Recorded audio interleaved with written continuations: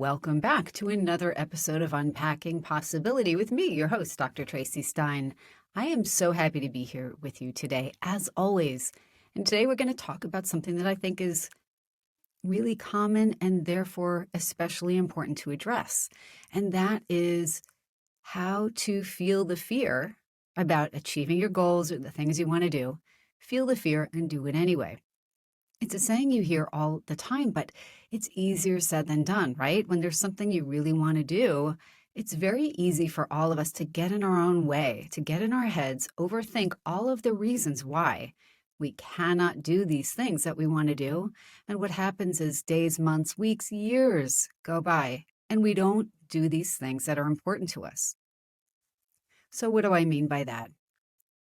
A lot of times, you've probably heard the saying, it's easier to stay with the devil you know, right, than the devil you don't. And a lot of times that's the position we continue putting ourselves in. So we tell ourselves that a goal that we have will be too hard, or that we might fail, or that we will fail, or that other people won't support us, or they won't get us, or people like us don't normally achieve these things, and so forth. Most people have kind of a pre-recorded script or litany of sayings and automatic thoughts that pop into their heads every time they try to step outside of their comfort zone to do something that would make their lives better. Now, today I want to talk about a few reasons for that. I won't go into detail about hypnosis, but it's something that I do a lot of and that I talk a lot about. And in a subsequent episode, I'll address that more, the mechanics of hypnosis and how we can honestly hypnotize ourselves or be hypnotized into believing that we can't do certain things. Now, the problem with that is that if we believe we can't do something, chances are we'll either sabotage it consciously or not so consciously, or we won't even take the chance to do it, or we'll do it kind of in a half-hearted way. So I don't know about you, but almost all of us have had messages from the time we were young about what we could do or should do and what we couldn't do or shouldn't do, right? And it's not only about things that people would generally agree are things best to avoid, but about things that may be possible for us, right? We all have had parents or teachers or other family members or friends even who may be well-intentioned, maybe not, but maybe we'll give them the benefit of the doubt, say things because they think they're going to protect us from doing something that we can't do or that we're not likely to be able to accomplish. So I'm going to give you some examples of these types of things. They run the gamut, right? From things in our personal life and interpersonal relationships to career choices, hobbies, and so forth. See if any of these relate to your experience or the thing that you feel like you can't achieve for yourself. So some people grow up with the message that, work is supposed to be difficult and therefore probably not enjoyable, and that you're going to work a really long time, hope to save for the future, but that your day-to-day life probably will feel a bit like a grind. And of course, most people have had that experience at some point, but many, many people find jobs or create jobs for themselves. They become entrepreneurs, or they just make steps to do things that make them happy, right?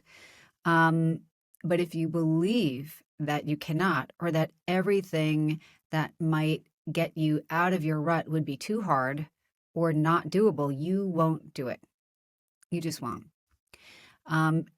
So jobs are a common example. It could be learning to play a musical instrument or a sport, or taking up a hobby that maybe your family doesn't get, like acting or music or something that they think seems impractical.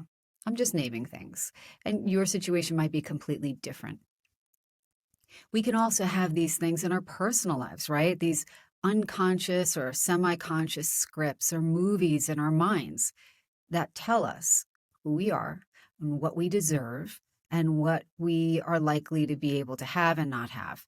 And this can extend to things like dating or finding a good romantic partner.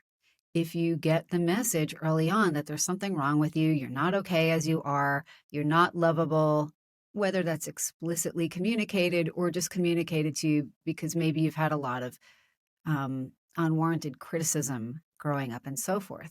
You may very well likely keep choosing relationships that are the opposite of what you think you want for yourself.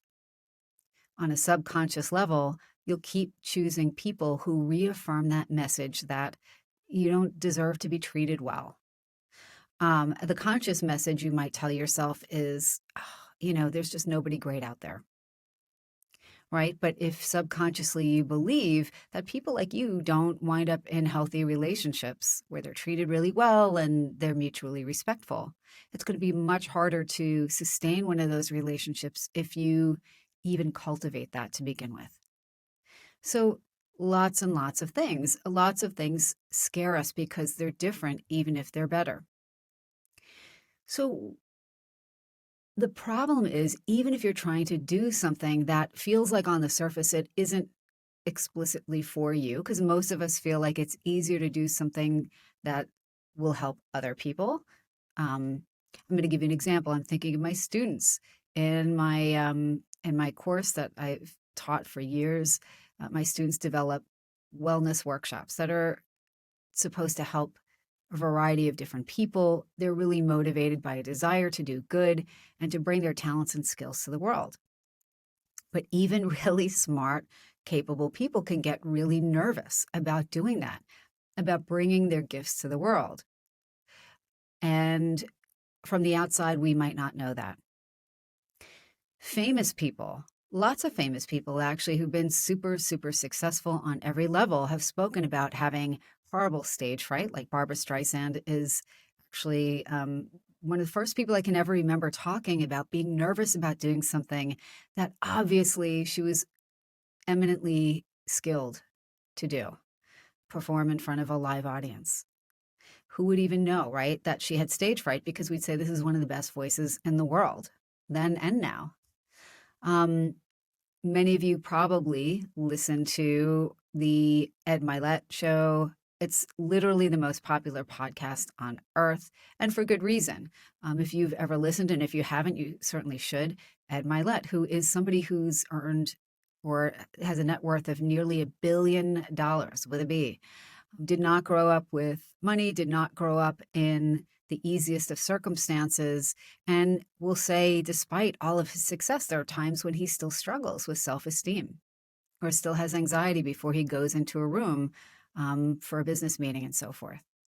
So I really admire when people share their stories because it's so normalizing and humanizing of our tendency to be frightened of going for the goals that are important to us, right? So what can you do? Because you already know a little bit where those can come from. Some people are also just more kind of constitutionally a little bit anxious or shy to begin with, but oftentimes our belief that we can't do something is more than that.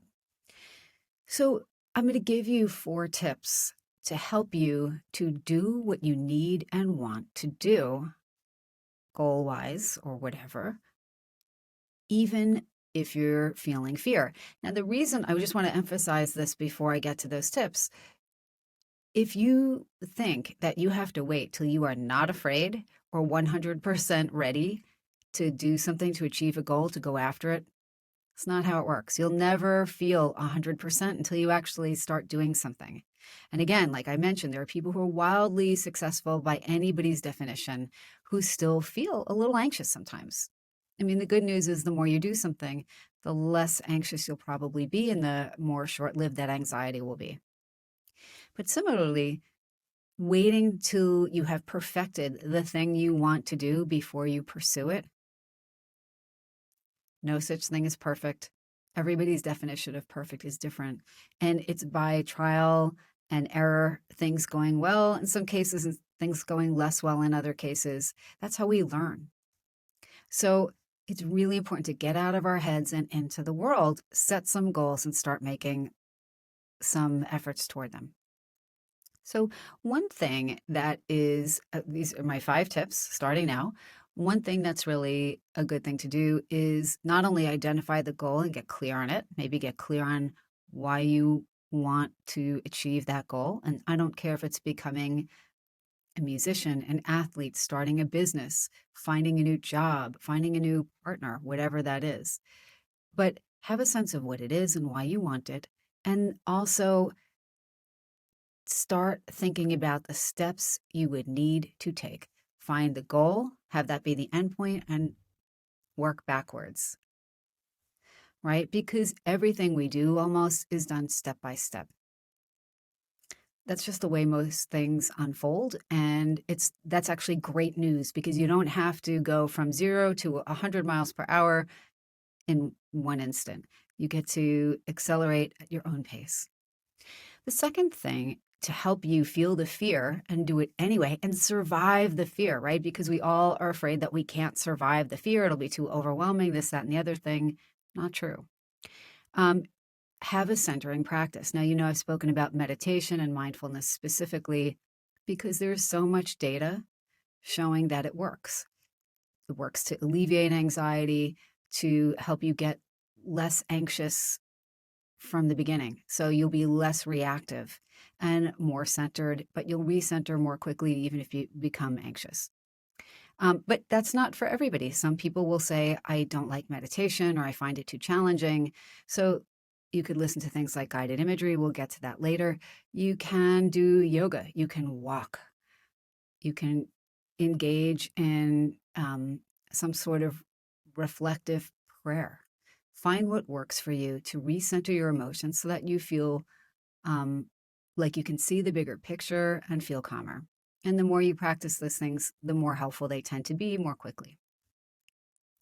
Number 3, and this kind of relates to number 1 because it's its own type of centering practice, but it has additional benefits, is use movement. Now, exercise is good for you in a number of ways. Some of you may already know that exercise is actually quite good for the brain in a number of ways. It increases blood flow to the brain. It increases the number, believe it or not, of neural connections, and it can help people calm down more quickly. That those frontal areas of your brain that really benefit from exercise are helpful for planning, logic, stepping back, seeing the bigger picture. And that's essential when you want to get down from this catastrophic level of anxiety that stops us from doing anything and move that down to size. So that could be jogging, any sort of cardiovascular exercise, weight training. It doesn't even have to be cardiovascular. There's data showing weight training is helpful as well. Yoga, again, counts. Walking, swimming, biking, you name it. But do something with your body. I'm going to point something out about exercise that I don't know how often people point it out, but you should try it. Don't take my word for it. If you are feeling anxious and you start exercising, you will notice that it is impossible to sustain the same level of anxiety. It just is. You can't do it. As you get your body moving and your heart rate up, you're discharging extra energy, extra tension. So again, don't take my word from it. Notice what you notice. And in fact, I'm going to give you a little assignment. Have your goal in mind before you exercise. Sit down, take a few minutes, write or think about your goal, and allow the things you normally push away, the fears and the worries, to come to mind.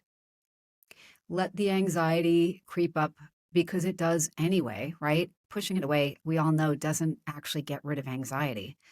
Let the anxiety come up and then go out and move your body. Notice what happens as you are exercising to that level of anxiety, that subjective level of distress. So you can actually rate it on 0 to 10, 0 being no distress and 10 being the most stress you've ever felt. Hopefully that's not where you are about your goal before. And then exercise and notice during and after how you feel. And I'm telling you, that is one of the quickest, easiest, and most inexpensive ways to get your anxiety down rapidly. Okay, so number 4 is journaling. Now, journaling could be simply writing your thoughts and feelings down. It could be stream of consciousness writing, whatever comes to mind, and setting a timer for 5 minutes, or doing what prolific author and playwright Julia Cameron says, She's famous for talking about the morning pages, getting up and the first thing, just writing 3 pages longhand of whatever comes to mind, even if it's, I don't know what to write and I'm not sure why I'm doing this. You will find not only does your anxiety go down, you'll probably get a lot clearer on your goal and a lot of other things, but your creativity and intuition will almost certainly be enhanced by this process. It's something that's been reported again and again and again, and it's true. But another thing you could do if you want to be structured with your journaling is write down the story of your successful journey to your goal. Now, why am I saying that? We talked a few minutes ago about having a movie in your mind, a trance state. Again, I'll talk more about this in another podcast episode, but our minds create these stories about who we are, what we deserve, what we're capable of, whom we'll attract, and so forth. They do. We all have these kind of ideas of ourselves, and some of them may not be accurate, or they may not even be what we want for ourselves. You have absolutely nothing to lose and everything to gain by just writing down the story of your journey as if it is happening exactly the way you'd like it to, about the steps you're taking, how incredible it feels to achieve your goal, whom you'll meet along the way, how you feel, how you carry yourself. It could be what outfit you're wearing, doesn't matter, just go with it. What you'll find is that if you do that for 30 days, you will 100% start having a lot fewer negative thoughts, and they won't be nearly as loud, and a lot more clarity and enthusiasm and excitement rather than anxiety about working toward your goal. And hopefully you'll start working toward your goal along the way. Now, number 5 kind of relates to the things we've talked about, but it's deliberate mental rehearsal. Now, guided imagery, as I mentioned a few minutes ago, is a great way to do that because especially if you're somebody who feels like it's hard to just meditate and do focused breath awareness, um, guided imagery offers you a journey that is affirming, health supportive. It's designed to help you get in the mind space of, again, changing that movie in your mind and rehearsing achieving your goal before you actually do. And we know that guided imagery is so helpful for so many things, including achieving goals, including decreasing anxiety and worry, including enhancing feelings of confidence and competence. Because honestly, chances are the things you're afraid of doing, you can do. And I wouldn't just say that. It's actually true. Again and again, I've seen people come in who are worried about, you know, taking the steps to do something that when they finally do it, they realize that they had worried way more than they needed to. All right. And you've had that experience, right? Who hasn't? Mental rehearsal, though, in our minds, everything feels real. It's very hard for your mind to distinguish the difference between what you think and those repetitive thoughts, especially, and what's actually going on in your real objective outside world. And in fact, those movies in your mind can actually feel more real than the reality outside of you. And in fact, that's part of why we wind up so anxious to begin with. The movies in our minds usually are much scarier and less optimistic than what's actually happening for us or what's actually possible for us. It's true. So using mental rehearsal, guided imagery, you can work with a provider and do it in someone's office, in a therapist's office, but you can also find a whole bunch of different recorded guided meditations and audio programs out there. I have a ton, you know that, but there are thousands and thousands of different recordings that can help you with this process. And another option, one that's completely free, is you could record your own voice on your phone. Just record, even if it's 5 minutes, of the journey you've written about, your journey to success.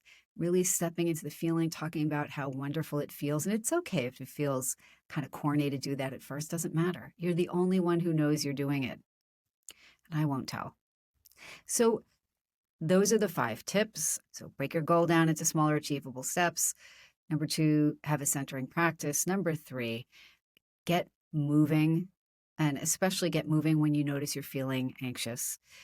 Number 4, journal and write the story of your successful achievement and allow yourself to feel wonderful doing it. And number 5, engage in mental rehearsal, either on your own, with guided imagery, with imagery you create.